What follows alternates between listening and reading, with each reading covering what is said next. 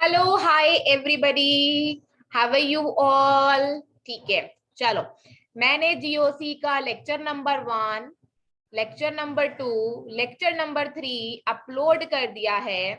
और मैं आप लोगों को एक बात बताती हूँ, क्योंकि मैं आप लोगों को क्लास 11th रिवाइज करवा रही हूँ, तो क्योंकि मैंने आप लोगों को फर्स्ट पार्ट पढ़ा दिया है, तो अभी रिवाइज कराने में आपको समझ में आ रहा है और वो बिल्कुल डन हो जा रहा है। ठीक है, लेकिन सेकेंड पार्ट क्योंकि मैंने आप लोगों को नहीं पढ़ाया है, इसीलिए मैं आप लोगों को यहाँ पे वीडियोस दे रही हूँ, ताकि आप यहाँ पे side by side in videos को देख लो और जब मैं रिवाइज करवाऊं तो एकदम अच्छे से आप लोगों को समझ में आ जाए।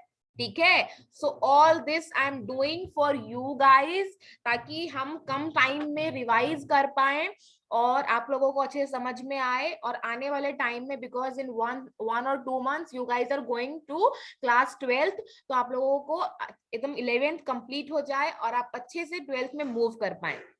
ठीक है, so this is for you guys only. कोई बात नहीं, मुझे डबल डबल बनाना पड़ रहा है, but anyways it is going to help you guys, so I will do anything for you people, है ना। यस, तो जीओसी 1 में मैंने आप लोगों को बॉन्ड फिशन के बारे में बताया था, बॉन्ड फिशन क्या होता है। जीओसी 2 के लेक्चर में मैंने आप लोगों को बताया था इलेक्ट्रोफाइल्स और न्यूक्लियोफाइल्स क्या होते हैं। जीओसी 3 में मैंने आपको बताया था कि इंटरमीडिएट्स क्या होते हैं और उसमें कार्बोकटायन क्या होता है। ठीक है, फाइन। आज की क्लास में जीओसी 4 में मैं आप लोगों को कार्बे अनायन के बारे में बताने वाली हूँ। ठीक है, I am going to tell you guys about carbanion. ठीक है, ओके, चलो let's start GOC lecture number 4। Okay, क्योंकि हम इंटरमीडिएट पढ़ रहे हैं, कार्बे अनायंस जो होते हैं ये ना ही रिएजेंट है ना ही प्रोडक्ट है, ये रिएजेंट और प्रोडक्ट के बीच का जो होता है उसके बीच का है ये। ठीक है, इंटरमीडिएट जो बीच में बनता है, सो इट इज कार्बे अनायन। आ गई बात समझ में। तो it is what, it is carbanion, carbon containing the negative charge. अच्छा, अब मुझे ये बताओ, क्योंकि ये नेगेटिव चार्ज है तो इट इज इलेक्ट्रॉन रिच और इट इज इलेक्ट्रॉन पुअर, बताइए। तो इसका आंसर होगा क्योंकि इस पे नेगेटिव चार्ज है, और जब भी कोई एटम इलेक्ट्रॉन को एक्सेप्ट करता है तभी उस पे नेगेटिव चार्ज आता है, तो इट मींस कि it is a electron rich species. तो दूसरा पॉइंट ये, it will come under the nucleophile, ये एक न्यूक्लियोफाइल की तरह काम करता है। It is a electron rich species, it is a nucleophile. Okay, आ गई बात समझ में, यहां तक समझ में आ रहा है। और ये इंटरमीडिएट है ना, वो तो है ही। अच्छा, okay, any doubt till here? No. अब हम आगे को बढ़ते हैं। देखो, कार्बन अनायन कैसे बनाएंगे, ये आपको सोचने की बात है। कटायन में मैंने कैसे किया था, कार्बन टेट्रावेलेंट होता है, 4 कोवेलेंट बॉन्ड बनाता है। अगर मैंने कार्बन का बॉन्ड हाइड्रोजन से बना रखा है या फिर कार्बन से बना रखा है, तो कार्बन और कार्बन की तो इलेक्ट्रोनेगेटिविटी सेम हो गई, है ना। सेम इलेक्ट्रोनेगेटिविटी के केस में आपको आयंस नहीं मिलते, आपको फ्री रेडिकल्स मिलते हैं। जब इलेक्ट्रोनेगेटिविटी डिफरेंट है, कार्बन की इलेक्ट्रोनेगेटिविटी ऑलमोस्ट इक्वल है हाइड्रोजन के, इस केस में भी आपको आयंस नहीं मिलने वाले हैं। अगर आप कार्बन के साथ कोई बहुत ज्यादा स्ट्रॉन्ग इलेक्ट्रोनेगेटिव एलिमेंट डाल देते हो, लाइक फ्लोरीन, तो ये क्या करता है, what it is going to do, कि मान लो मैंने यहाँ पे एक फ्लोरीन लगा दिया, ठीक है, तो बाकी के बॉन्ड तो सिमेट्रिकल रहेंगे, दोनों इलेक्ट्रॉन बीच में रहेंगे, लेकिन फ्लोरीन के केस में both the electron will be more towards fluorine. आ गई बात समझ में। तो ये फ्लोरीन इलेक्ट्रॉन को लेके जाएगा और कार्बन के पास 6 इलेक्ट्रॉन बच जाएंगे और it is now electron deficient. ये तो कहानी थी कार्बोकटायन की। अब मुझे बताओ कार्बे अनायन बनाने के लिए क्या करेंगे।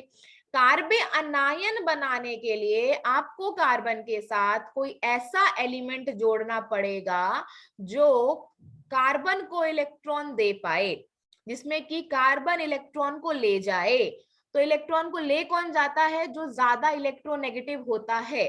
तो आपको ये एलिमेंट चाहिए होगा जो कार्बन से कम इलेक्ट्रोनेगेटिव है। समझ गए, यहां तक मेरी बात समझ में आ रही है? ओके, अच्छा, अब देखो, कार्बन ग्रुप नंबर 14 का एलिमेंट है, कार्बन, सिलिकॉन, जर्मेनियम, टिन और लेड।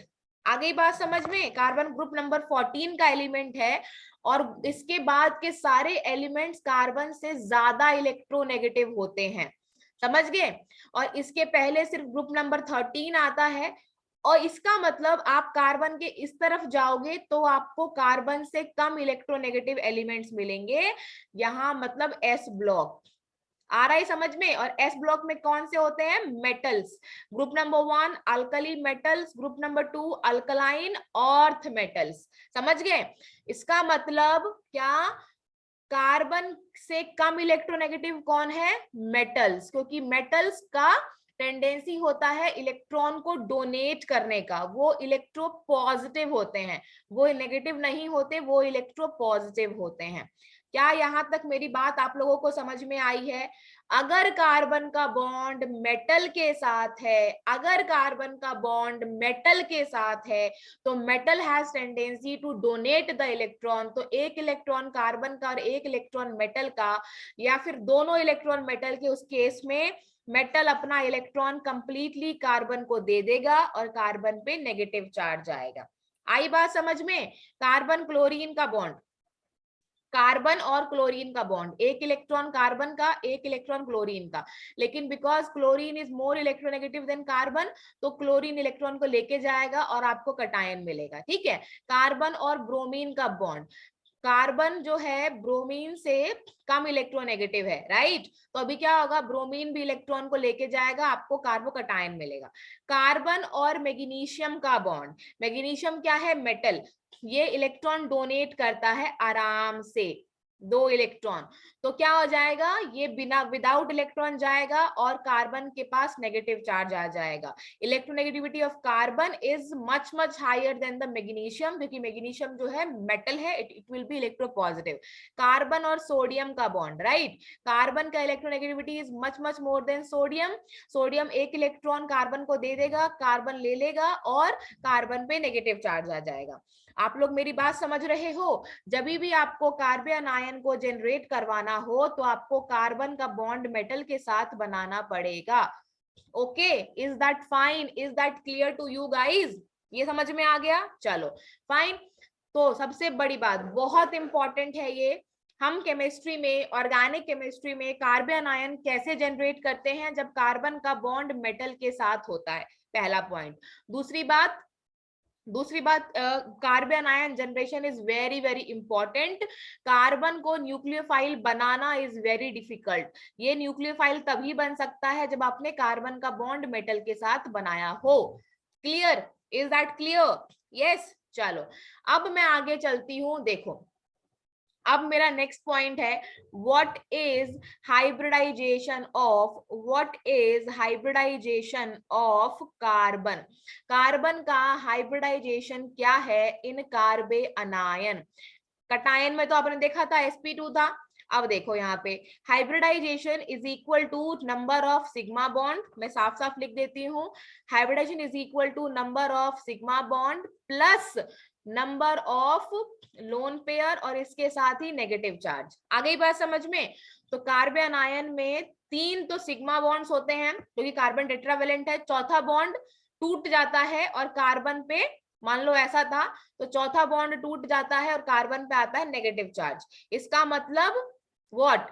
1 2 3 सिग्मा बॉन्ड और एक लोन पेयर, तो ये 4 हो गया। इसकी वजह से इट विल बी sp3, और sp3 का मतलब इट इज टेट्राहेड्रल। तो what is the hybridisation of carbon carbon ion? It's sp3 और इट विल बी टेट्राहेड्रल। क्या आ गई है बात समझ में? Have you guys understood this? It will be tetrahedral. Okay fine, sp3 hybridised. Yes, चलो fine. अब क्या करते हैं? आगे बढ़ते हैं, लेट्स मूव फॉरवर्ड। चलो ये आ गई, I think you guys have understood. Fine, okay, इतना समझ में आ गया। और अब क्या करते हैं? कार्बन अनायन के पास कितने इलेक्ट्रॉन्स हैं मुझे बताओ?